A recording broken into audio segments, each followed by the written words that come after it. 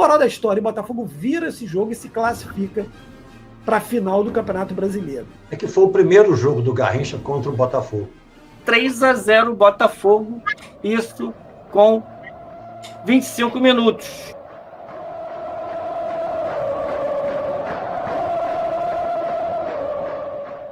Bom, eu vou falar do Botafogo e Corinthians, do Rio São Paulo de 66. Bom, qual é a importância e a curiosidade deste jogo? É que foi o primeiro jogo do Garrincha contra o Botafogo. O Garrincha de 65 estava completamente fora de forma. A última atuação dele pelo Botafogo foi no dia 15 de setembro de 65. Contra a Portuguesa de João Severiano, foi 2-1. O time não agradou muito a torcida, não. O jogo não foi tão fácil. Aí o técnico Daniel Pinto falou o seguinte: Garrincha, vou te dar uma licença, um descanso de 7 dias para você recuperar a forma. O Garrincha, a princípio, não gostou muito desse negócio, não. Tá? Ele ficou meio contrariado, aí dizendo que tudo que acontece de ruim com o time é por causa da minha condição física. Bom, mas aí tinha um plano de treino, né, para ele e tal, aí ele andou faltando também, e começou um imbróglio com o Botafogo, a partir daí, muito grande, entendeu? E aí o Botafogo, no dia 25 de setembro, sai do jornal que o Botafogo está disposto a vender o Garrincha. Bom, aí o Garrincha vai para São Paulo para ver se algum clube o quer, né? E o descanso do Garrincha era para ele jogar 3 amistosos em Barra Mansa, Vitória do Espírito Santo e Salvador, que aí aumentava o faturamento do Botafogo, né? Bom, mas ele foi para São Paulo, não foi jogar esses amistosos, tá? E se queixava do Botafogo, dizia que o Botafogo devia tratar ele como o Santos tratava o Pelé. E aí houve um certo acordo entre Ney Palmeiro e ele de aumentar as cotas de participação dele nos amistosos. Porque o Garrincha acabou, nesses 7 dias de descanso, estava previsto ele não jogar contra o América. Mas chegou na semana seguinte, o jogo contra o Fluminense, o Garrincha também não jogou. Na verdade, o Garrincha já estava barrado no Botafogo. O Jairzinho jogou muito na ponta direita, né? Mas jogou até o Roberto, Bianchini, jogou na ponta direita também, dependendo de quem estava no ataque. E o Garrincha foi murchando com o Botafogo, né? E acabou faltando a treino de novo, aí viajava e não dava notícia e tal. Acabou multado em 50%. Tá?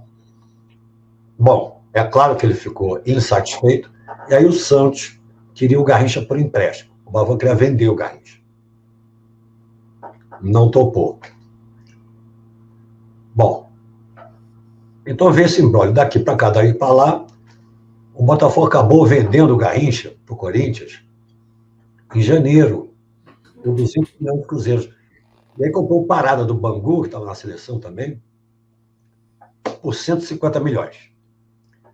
Aí veio o dia do jogo, perguntaram para o Garrincha como é que era enfrentar o Botafogo, e ele falou que ia enfrentar o Botafogo como se jogasse contra outro time qualquer. Não sentia assim um desprezo dele, não é isso. É que ele estava com vontade de jogar e teria que desempenhar do mesmo jeito contra qualquer um, né? Bom, aí o Jairzinho falou que considera o Garrincha o maior ponteiro do mundo, né? Mas aí falou o seguinte, abre aspas, mas não é por isso que vou deixar de alimentar a esperança de ganhar o lugar na seleção, como ocorreu na última excursão. Foi o que o Garrincha falou.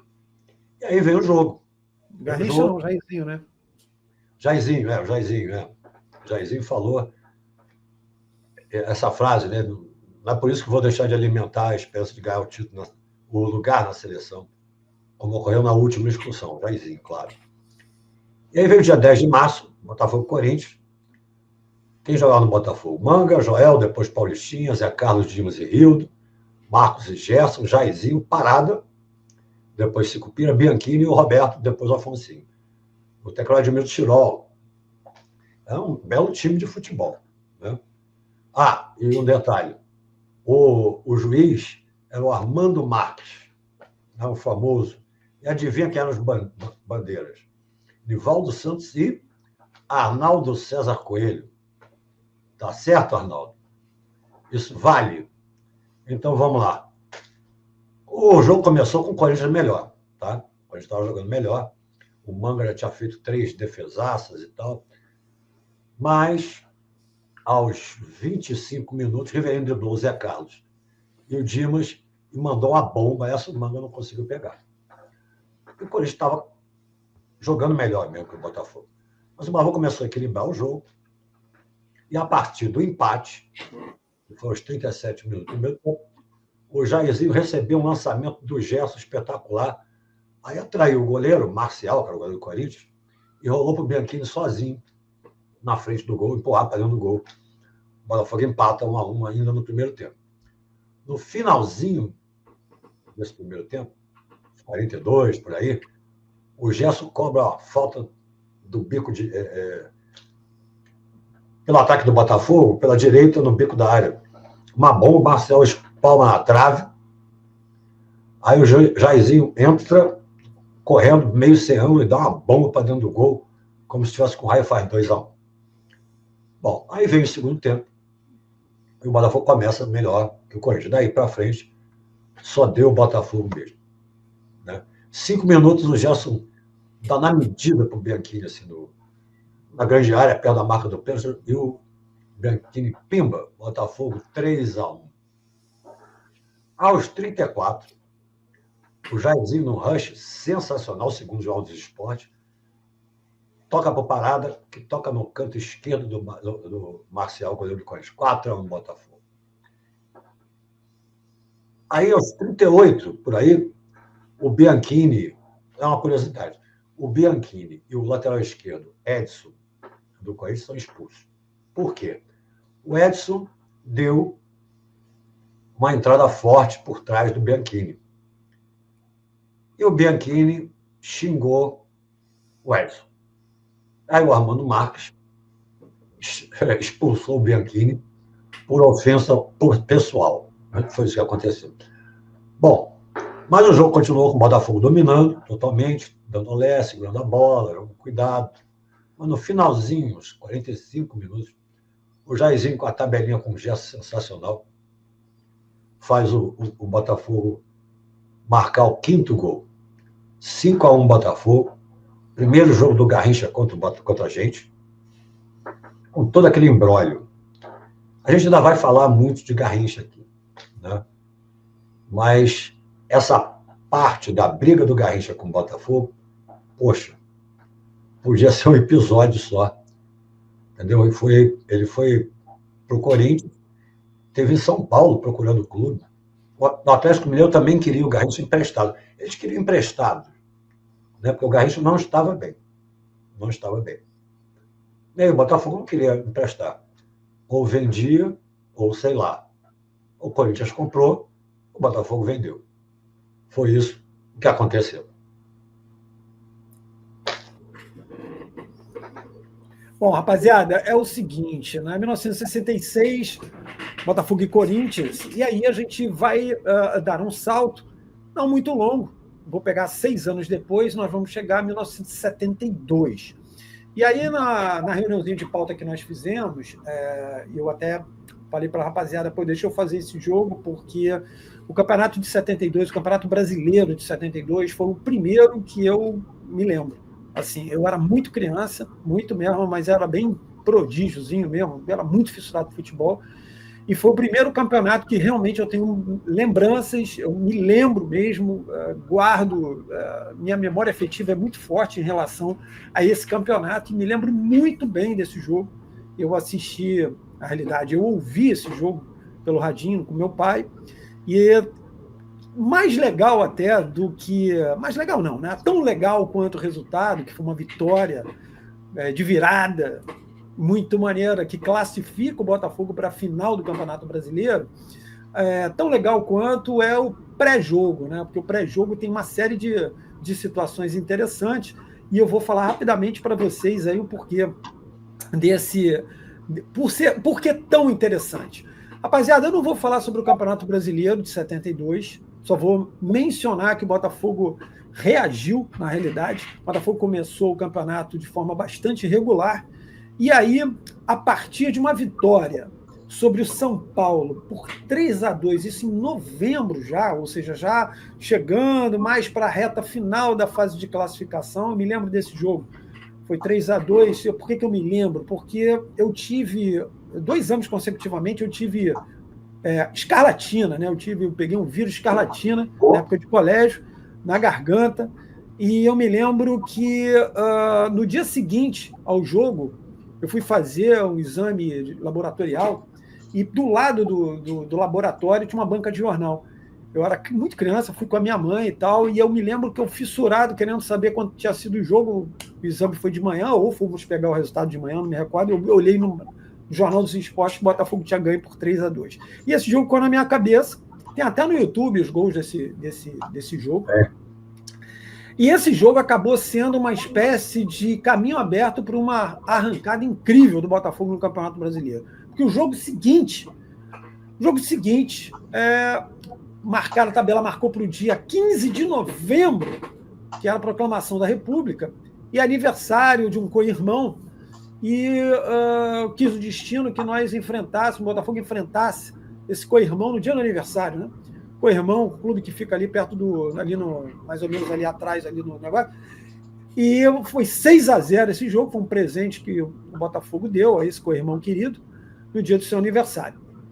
A arrancada começou a pegar pesado e o Botafogo conseguiu uma classificação inesperada. Nem a imprensa carioca levava fé. Aliás, a imprensa do Rio de Janeiro tratava o Botafogo como se ele fosse qualquer nota. Detalhe, o Botafogo, que tinha sido todo poderoso na década de 60, era uma das referências no futebol brasileiro no início dos anos 70 e era tratado com desdém total. Tanto que o Botafogo perde 3 jogos no Nordeste e a imprensa do Rio coloca o Botafogo como uma alegria do Nordeste. E ainda teve uma outra situação, o Botafogo com jogadores como Jairzinho, Ney Conceição, Carlos Roberto, o Marinho estava chegando, mas você tinha Brito, você tinha Osmar Guarnelli, Carlos Roberto, Zequinha, e havia algumas situações internas que alguns dirigentes do Botafogo, era muito comum isso acontecer, às vezes largavam para determinados caras da imprensa, e eles foram considerados bagaceiros. Era o time dos bagaceiros. Isso é a imprensa do Rio de Janeiro se referindo ao Botafogo durante o Campeonato Brasileiro. Em contrapartida, havia um outro clube, aliás, esse mesmo co-irmão que tomou de meia dúzia, que tinha sido campeão carioca e era visto como grande favorito para se classificar entre os times do Rio para a chamada fase de quartas de final. Essa fase de quartas de final, ela seria da seguinte maneira: 4 grupos de 4, e só passariam para as semifinais os vencedores de cada grupo. Muito bem.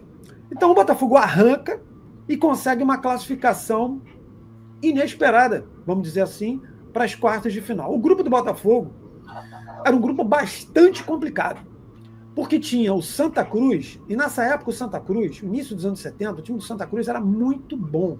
O Santa Cruz fez campanhas muito legais no Campeonato Brasileiro. Para você ter uma ideia, um desses jogadores do Santa Cruz, no ano seguinte, é convocado para a seleção brasileira e está na lista dos 40, que era o Ramon. O Ramon depois vem jogar no Vasco, faz sucesso no Vasco. Era um jogador, um centroavante que jogava pelo lado esquerdo, ou seja, o cara está na lista dos 40 e jogando em Recife, numa época que a gente já conversou aqui, futebol era Rio-São Paulo, basicamente. Santa Cruz tinha Givanildo Oliveira, que depois foi para o Corinthians, fez muito sucesso no Corinthians, foi convocado para a seleção brasileira. beleza? Jogando o torneio dos Estados Unidos em 76. O Santa Cruz tinha o Luciano Coalhada, que também vai jogar no Corinthians. Era um bom time, um time muito bom. Muito bem. Então, além do Santa Cruz, tinha o Grêmio e tinha o Santos, cara, o Santos de Pelé, só passava um. Aí o regulamento fazia o seguinte, cara, a CBD naquela época, como aconteceu em 71, um ano antes, era um grupo de 4, como eu falei, 3 jogos só, não era turno e retorno. Ou seja, alguém dos 4 times, 2 iam jogar 2 partidas em casa e uma fora, e 2 iam jogar 2 partidas fora e uma em casa. Bom, na base do sorteio, o Botafogo acabou sendo beneficiado jogando 2 partidas em casa. Só que ele abria fora. Ele abria fora contra o Grêmio, no Olímpico. Esse jogo era tido como um jogo decisivo para as pretensões do Botafogo. Porque, vou lembrar, os outros adversários, o Santos de Pelé, tá? E o Santa Cruz, que era um time bastante enjoado. Então, se o Botafogo perdesse para o Grêmio, que tinha um time muito bom, o negócio ia ficar bem complicado. Só passava um. Bom, e o Botafogo consegue segurar um empate. Tem gente que fala assim, arranca um empate. Não arranca um empate, né, cara? Você mantém, você segura um empate. O jogo começa empatado, né? Como é que você arranca? Tem vários. Os caras gostam muito dessa expressão, aliás. E o Botafogo consegue segurar um empate, 0-0, beleza. No outro jogo, o Santos ganha do Santa Cruz. Vitória valia 2 pontos. Então, nosso Santos larga na frente e Grêmio e Botafogo com 1 ponto, Santa Cruz com 0 pontos. O jogo seguinte é com o Santa Cruz. O Santa Cruz tinha ganho do Botafogo. Jogo no Maracanã. Claro, não tinha outro resultado. Tinha que ganhar o jogo. Com 30 segundos, cara, o Santa Cruz faz 1-0 aí. Olha que onda errada. Um gol justamente do Ramon. Mas o Botafogo vai lá, empata o jogo, vira e mete 4 no Santa Cruz. Então o Botafogo consegue vencer esse jogo e, para surpresa, o Grêmio ganha do Santos. E aí, cara, o que acontece? Nós vamos para a última rodada dessa fase de quartas de final com esses 2 confrontos. O Botafogo recebia o Santos e o Grêmio ia a Recife pegar o Santa Cruz. Bom, o regulamento dizia o seguinte: se houvesse empate nesse grupo, ou em qualquer grupo, evidentemente, o critério de desempate era o somatório, era o número de vitórias, né? Primeiro, nessas quartas de final, e caso persistisse o empate, a soma de pontos na fase anterior. Fase anterior, lembra que eu falei que o início foi muito ruim do Botafogo? Beleza, então não dava para confiar muito nesse critério de desempate para o Botafogo, não. Então, na última rodada, o Botafogo...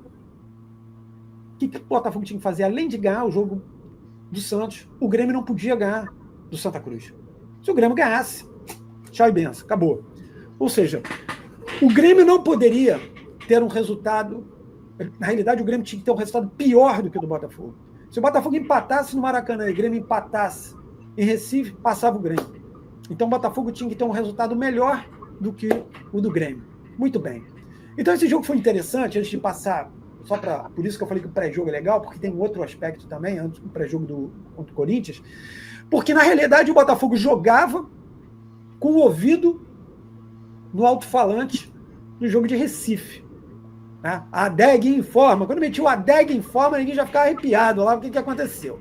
Bom, o jogo estava meio morno, aqui, lá, e o Santa Cruz mete 1-0 lá em Recife. A galera já fica animada. Detalhe, hein? O tal da mala branca. O pessoal do Santa Cruz se deu bem, porque não só o Botafogo mandou um dinheirinho, como o pessoal do Santos mandou um dinheiro também. Então, os caras receberam. O Santos precisava ganhar do Botafogo e torcer contra o Grêmio. Então, o Santos estava na parada também. Muito bem. E aí, 1-0, quando o Santa Cruz faz 1-0, o rapaziada já dá aquela famosa animada, mas o Grêmio empata. Aí o Grêmio empata, o jogo, detalhe, hein? O jogo do Maracanã começou um pouquinho depois, aquele famoso migué, né? A rapaziada, aquela famosa para entrar, o cara demora para amarrar chuteira, aquela coisa. Acaba o primeiro tempo do jogo lá em Recife, 1-1, o jogo está aqui 0-0, terminando o primeiro tempo. Esses resultados classificavam o Grêmio, lembra que eu falei? Resultados iguais passava o Grêmio. Então, mas aí o Botafogo faz 1-0, um lançamento do Jairzinho para o Zequinha dispara, sai do Zé Carlos, dribla o goleiro, Aliás, ele dribla o goleiro, demora, porque ele vira, toma uma porrada do Cláudio e faz o gol. Essa porrada que ele toma do Cláudio vai ficar carimbada, porque ele passa a conviver com essa dorzinha até o final do campeonato. Bom, o Botafogo faz 1-0, aí ninguém, opa, ufa, porra, agora o negócio tá bom demais. Agora estamos classificados, por enquanto. Não deu para comemorar muito não, bonitão. O Santos logo deu a saída, empatou o jogo. Bom, vai para o intervalo, os 2 jogos empate. Esses resultados classificavam o Grêmio. Bom, vem o segundo tempo, ouvido na latinha, irmão. A adega em forma, ninguém esperando a adega em forma. Jogo morno. Lembra que eu te falei que o jogo lá em Recife começou um pouquinho antes? Na realidade, o jogo no Maracanã começou um pouquinho depois, né? Mas muito bem. E aí, Bombom, aos 18 minutos, o Betinho, que tinha sido jogador do Botafogo, faz o segundo gol do Santa Cruz. Aí, que beleza. Só que tá 1-1 o jogo. 1-1 no Maracanã. O que significa? Esse resultado classifica o Botafogo. Beleza, mas se o Santos faz o gol, quem passa é o Santos, fera. Aí o jogo começa a ficar tenso. O negócio começa a ficar tenso. Rapaziada, tensa. Mas ouvindo, né? Porque o Grêmio podia fazer um gol, né? Se o Grêmio faz um gol, empata de novo, dá o Grêmio. Acaba o jogo em Recife. Botafogo pressionando, mas ainda tinha jogo no Maracanã. Ou seja, em tese, os jornais até falavam o jogo terminou em Recife classificando o Botafogo. Bom, classificando naquele momento, que se o Santos fizesse um gol no finalzinho, adeus viola. Mas aí, meu bom, houve uma alteração, o Leônidas, que era o Sebastião Leônidas, que foi jogador do Botafogo e era o treinador, né, recente, né, treinador do Botafogo, faz uma substituição que ele fazia com alguma frequência. Ele tirou o Zequinha, que estava meio se ressentindo daquela porrada, né? Enfim, ele era um jogador. O Zequinha era o seguinte: tomou uma pregada no primeiro tempo, estava meia boca, na hora do gol, inclusive, que ele fez, estava meia boca, mas sempre que a coisa começava a complicar, ele tirava o Zequinha e metia o Ferretti para tentar jogar uma bola no alto e tal, e foi o que aconteceu. Colocou o Ferretti, Jairzinho vai para a ponta direita, Ferretti chega junto com o Fischer para a área, e o gol sai assim, né? Jairzinho na ponta, cruza, Fischer mata na caixa, dá aquele cortezinho para dentro e saco, meu irmão. 2-1 Botafogo. Botafogo sela a vitória e classifica. Beleza. Agora vem a segunda parte que é interessante desse pré-jogo do Botafogo e Corinthians. E por que eu vou falar isso? Se você gosta de assistir a vídeos no YouTube, como eu, Marcelo, Narral, você vê que tem muita gente que faz comentário ali, desculpa a expressão, tá cagando regra, dizendo que, olha, era isso, regulamento, roubaram e caramba.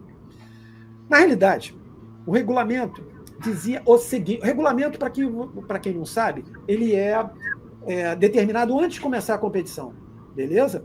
O artigo número 23 desse regulamento dizia o seguinte, lembra, fase de quartas de final, 4 grupos, passavam só os vencedores. 4 times vão se enfrentar na semifinal, jogo único. Passou o Botafogo, passou o Corinthians, passou o Palmeiras, passou o Inter.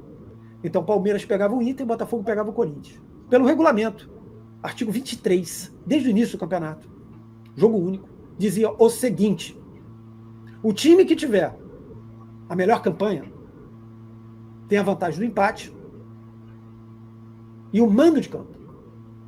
Beleza? Beleza. Mas o regulamento, artigo 24, dizia o seguinte, não me pergunte por quê, estava lá desde o início, não pode haver 2 jogos na mesma praça, no mesmo dia. CBD, tá, gente? 1972, era um balaio de gato aquilo ali. Eles podiam botar um jogo na quarta, outro na quinta, ok? Só que eles não queriam, eles queriam o mesmo dia. Então, eles determinaram pelo artigo 24, desde o início do campeonato, que não poderia haver 2 jogos na mesma praça. Por que eu estou falando isso? Porque no confronto entre Corinthians e Botafogo, o Corinthians levaria vantagem, porque tinha o maior somatório, no geral, então ele levaria vantagem de um empate e o mando. Como o Palmeiras era o dono da melhor campanha da bagaça inteira, já estava decidido que o Palmeiras jogaria no Pacaembu quarta-feira. Ponto final. Então, isso significa o quê? Que no confronto entre Corinthians e Botafogo, que poderia ser Corinthians e Grêmio, poderia ter sido Corinthians e Santos, poderia ter sido Corinthians e Santa Cruz. O mando seria do adversário. Só que a vantagem permaneceria com o Corinthians. Deu para entender? Negócio confuso, né, da CBD, mas isso estava determinado desde o início. E aí o pessoal do Corinthians, se você entrar no YouTube, você vai ver sempre um Zé Mané falando assim, a CBD beneficiou o Botafogo. Na calada da noite, os caras rasgaram o regulamento, nós estava desde o início. Então eu fiz essa contextualização só para mostrar que muita gente fala muita coisa, só que tem que pegar o regulamento. Tem um negócio chamado regulamento arbitral, que antes de começar o campeonato, os caras discutem. Bom, beleza. O que acontece, então? O Botafogo jogava no Maracanã, porém, a vantagem de empate era do Corinthians.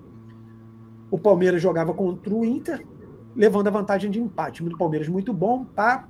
O que acontece? Botafogo e Corinthians, vantagem de empate do Corinthians, ok.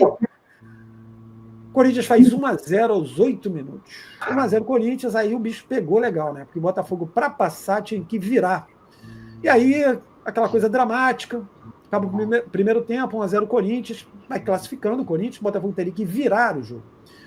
Negócio complexo, hein? O negócio estava difícil.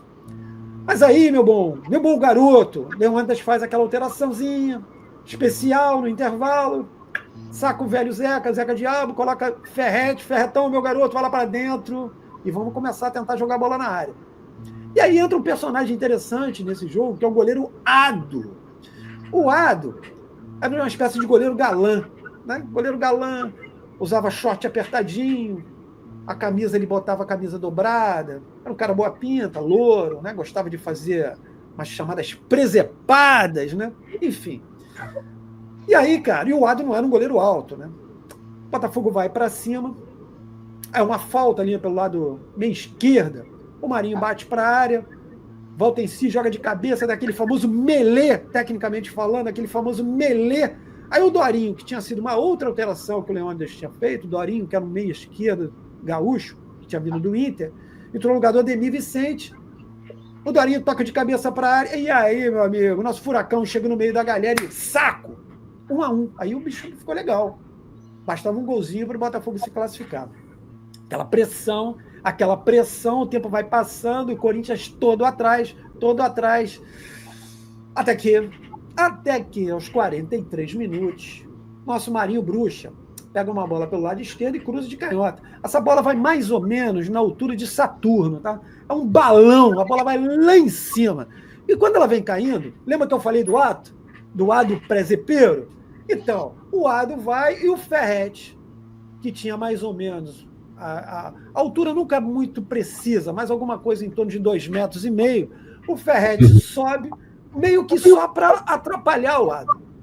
E o Ado solta a bola. A distância do Ferret para o Ado é mais ou menos a distância que eu tenho hoje para o Marcelão e para o Narral. A gente está longe pra caramba um do outro. E o que acontece? O Ado solta a bola e o Ney Conceição, que fez ao todo na carreira alguma coisa em torno de uns 5 ou 6 gols, só empurra a criança e faz 2-1 para o Botafogo. No que os jogadores do Botafogo estão comemorando, é a torcida, o Ado fica rolando no campo, como se ele tivesse... Você lembra do Brasil e Chile, né? Da fogueteira, né? Que a mulher jogou um foguete lá, um morteiro, caiu em cima do Roberto Rojas. Parecia o Roberto Rojas, o cara bicho rodando, ninguém encostou nele. Jogadores do Corinthians sem entender nada. Muito bem, 2-1, Botafogo classificado. Calma aí que ainda tinha jogo. O Corinthians vai todo para cima na pressão, joga uma bola para a área, e o Baldoche, ajeita a bola com o braço e faz um gol que, mão. E aí o Sebastião Rufino, anula o gol. Um tempinho depois, porque o cara resolveu dar acréscimo, e a gente conseguiu falar aqui que naquela época não tinha acréscimo. O cara botou entre 4 minutos e 5 minutos de acréscimo, o Fischer ainda faz um golzinho completamente impedido. E, moral da história, o Botafogo vira esse jogo e se classifica para a final do Campeonato Brasileiro. O que é interessante é que muita gente de São Paulo insistiu que o Corinthians foi roubado, porque mudaram o regulamento e um gol legítimo do Baldock, um gol legítimo com a mão, né? Porque os caras, ele ajeita a bola com o braço para fazer o gol. Por que eu quis contextualizar isso, gente? Rápido, de uma forma... Porque o bairrismo imperava nos anos 70, anos 80.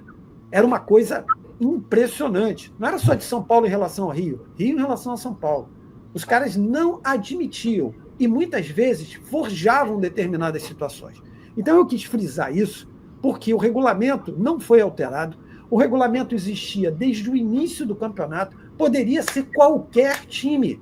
Aliás, o Corinthians se classifica porque o Atlético empata com o Ceará.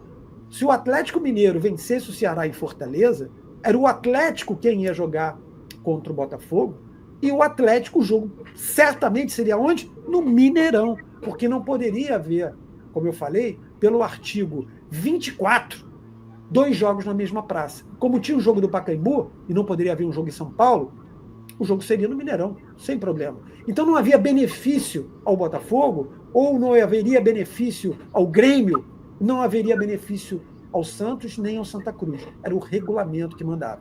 Então esse jogo de 1972 entre Botafogo e Corinthians, que classificou o Botafogo para a final do Campeonato Brasileiro, final, jogo único, em São Paulo, o Palmeiras com a vantagem do empate, o Palmeiras sustenta o 0-0, merecidamente campeão brasileiro, tinha um ótimo time, beleza. Mas o que não pode ser deixado de se registrar é que o Botafogo, meio que quase que contra tudo e contra todos, né? Porque nem a imprensa do Rio de Janeiro dava moral para o Botafogo. E curioso, que eu guardei para a rapaziada do Clube de Membros, qual foi o destaque, por exemplo, que o Jornal dos Esportes deu após o Botafogo ter vencido o Santos e ter se classificado, o único time carioca classificado para as semifinais. O destaque foi o seguinte, foi o Vasco.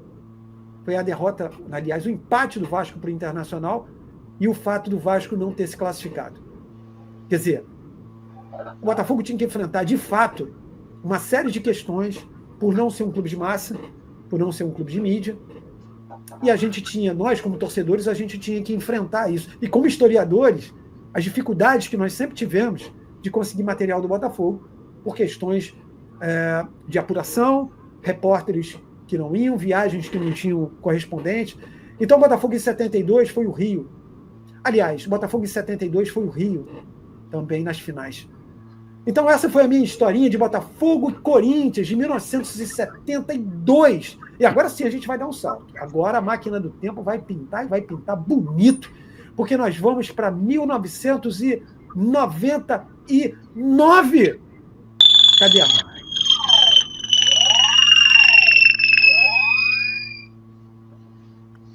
Fala, pessoal, beleza? Então, o jogo que eu vou falar agora, ele aconteceu no dia 24 de janeiro de 1999, Botafogo e Corinthians, Botafogo 6, Corinthians 1, jogo válido pelo torneio Rio-São Paulo. O Botafogo estava estreando no torneio, era o atual campeão do torneio Rio-São Paulo, né? Na verdade, era o tetracampeão, campeão em 62, 64, 66 e 98. Então o Botafogo estava estreando como campeão do torneio e estreando contra o Corinthians, né, que havia acabado de ser campeão brasileiro em dezembro. Ele havia vencido o Campeonato Brasileiro das finais contra o Cruzeiro. E esse jogo aconteceu então num domingo, um domingo de sol, um domingo bonito. Foram 18 mil torcedores no Maracanã e o Botafogo ele estava estreando vários jogadores. Paulo César, que depois foi conhecido como Paulo Baier, o Bandock, Ronildo, o Reidner, esses jogadores estavam estreando no Maracanã com a camisa do Botafogo, né? O Botafogo havia realizado um jogo amistoso no meio de semana contra o Gama, mas jogo oficial, essa era a estreia do Botafogo, estreou no Maracanã, e esses jogadores estrearam, né, com estrela, né, uma vitória avassaladora, a palavra é essa. Bom, o Corinthians, ele tinha alguns desfalques, tá? Mas assim, Marcelinho Carioca, o Vampeta jogaram, Ricardinho jogaram. O Vampeta e o Marcelinho Carioca, eles eram titulares da seleção brasileira do técnico Luxemburgo. E eles estavam em campo, né? Então o Corinthians, muitos falam, o Corinthians estava desfalcado, sim. Alguns jogadores não participaram, mas boa parte do time titular estava presente e enfrentou o Botafogo no Maracanã. O Botafogo ele começou de forma avassaladora. Na verdade, o primeiro tempo todo foi assim, né? No segundo tempo, ele ditou um pouco mais o jogo, mas mesmo assim chegou a ter chances de gols. Mas vamos falando, então, do decorrer da partida. O Valber estava voltando ao Botafogo. O Valber, ele, com a cabeça raspada, né? Ele jogou muito bem essa partida. Foi um dos destaques, se não um destaque principal. Ele ditou o ritmo do jogo, né? E levando o jogo para a direita, fazendo com que o Fábio Augusto e o Paulo Baier deitassem e enrolassem por ali, né? Logo aos 9 minutos, ele pegou uma bola pela esquerda, driblou 2 jogadores, tocou, e o Bebeto deslocou o goleiro e fez 1-0, Botafogo. Isso foi logo no início, e aos 13 minutos, o jogador Rodrigo do Corinthians derrubou dentro da área o Ronildo. Pênalti para o Botafogo. E aí o Sérgio Manuel bateu com categoria, com calma, categoria, 2-0. Isso aos 13. Bom, aos 25 minutos, foi um lance muito diferente, né? Uma falta para o Botafogo, e a bola ela foi muito alta, dando a impressão que ela iria para fora. O goleiro do Corinthians, o Ney, ele passou até da bola e passou da trave. A bola bateu na trave direita e veio para o meio da pequena área, onde estava o zagueiro Bandock, né? Que estava lá esperando o cruzamento da falta, né? Para tentar meter a cabeça. Aí o Bandock vai sem goleiro, porque o goleiro tinha passado da bola, fez aquele golpe de vista e 3-0 Botafogo, isso com 25 minutos de jogo. Bom, depois teve um escanteio para o Corinthians e a zaga do Botafogo se atrapalhou, o Wagner também, e o Batata do Corinthians fez o gol aos 28 minutos, logo depois do terceiro gol do Botafogo, 3-1 Botafogo. Pensa que desanimou? Não desanimou, não. O Botafogo continuava jogando com sobra, né, na velocidade, e fez exatamente aos 36 minutos o quarto gol. O Bebeto chutou a bola, veio uma bola, o Bebeto chutou, o goleiro do Corinthians, Ney, ele bateu roupa, a bola sobrou para o Zé Carlos, que meio que como se fosse um golpe de artes marciais, um golpe de Kung Fu com o pé, a bola foi para o gol. 4-1. Logo depois, o Fábio Augusto, da entrada da área, pegou a bola, limpou de perna direita, mandou no canto. 5-1. Botafogo, ainda aos 39 minutos do primeiro tempo. A torcida foi à loucura, né? Não estava se aguentando de tanta alegria. Uma goleada dessas logo contra o campeão brasileiro, que era o Corinthians, né? Bom, veio o segundo tempo, o jogo ficou mais em banho-maria, mais o Botafogo tendo chances, né? E aí, o técnico do Botafogo, o Espinosa, ele fez algumas mudanças. Dentre essas mudanças, ele colocou o Felipe, né, o Felipe Conceição, no lugar do Zé do Gol, Zé Carlos. E numa cobrança de escanteio, o Felipe cabeceou, o goleiro já estava batido, a bola estava entrando, e aí mais uma vez o Rodrigo cometeu mais um pênalti. Ele foi com a mão, como se fosse um goleiro, e tirou a bola com a mão. Pênalti para o Botafogo, Rodrigo expulso. E aí dessa vez, quem bateu foi Bebeto. Bebeto foi, bateu categoria, fez 6-1. É isso aí, não perdeu as contas, não? Exatamente, Botafogo 6-1 no Corinthians. E aí o jogo foi desenrolando, Botafogo tendo uma chance aqui, uma chance ali, né? O jogo, como eu falei, ficou mais em banho-maria e terminou com essa vitória esmagadora. Sendo que, como eu falei, destaques do jogo, o Valdo, o Bebeto, Fábio Augusto, Reidner, o próprio o Paulo César, né, que depois ficou conhecido como Paulo Baier, mas na sua passagem pelo Botafogo ele era chamado de Paulo César. Esses jogadores se destacaram bastante nessa partida e a torcida ficou assim, muito feliz com essa vitória. Eu me lembro que eu escutei pelo rádio, né? E não parava de pular e na janela do prédio que eu morava tinha um flamenguista do outro lado da janela e eu ia toda hora lá e gritava gol, gol, gol, né?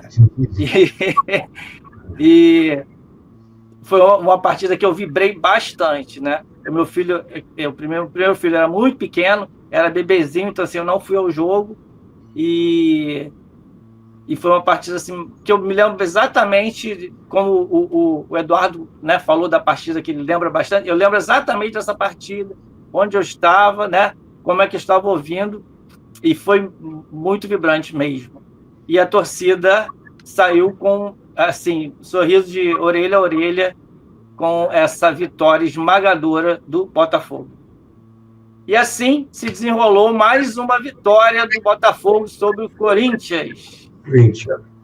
Então, a gente tem um confronto agora, né, em 2025, com o Corinthians pelo Campeonato Brasileiro, o Botafogo voltando à competição depois da participação no Mundial, né, teve a vitória sobre o Vasco logo depois, né, da volta para o Brasileiro, uma vitória legal, uma vitória que deu revigorou o ânimo do torcedor, né, com boas perspectivas, e o Corinthians traz sempre umas lembranças legais, né?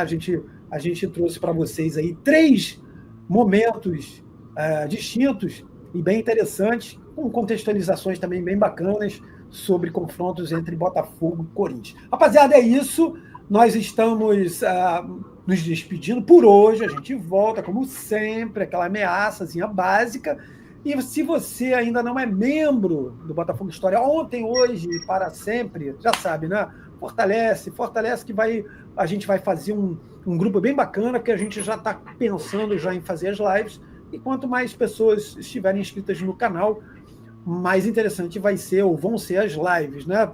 Curta os vídeos, tem uma playlist com uma pá de vídeos cortados na íntegra, tem resenhas, tem muita coisa legal que você vai se divertir sabendo e conhecendo um pouco mais sobre a história do Botafogo de Futebol Regatas. Marcelão, é contigo agora, garoto! Aperta o sininho e receba as nossas notificações, as nossas novidades e o que vem por aí. Porque aqui é o Botafogo, ontem, hoje e para sempre. É isso aí. Rapaziada, estamos indo nessa. Fiquem bem, se cuidem. Até a próxima. A gente volta, a gente vai voltar.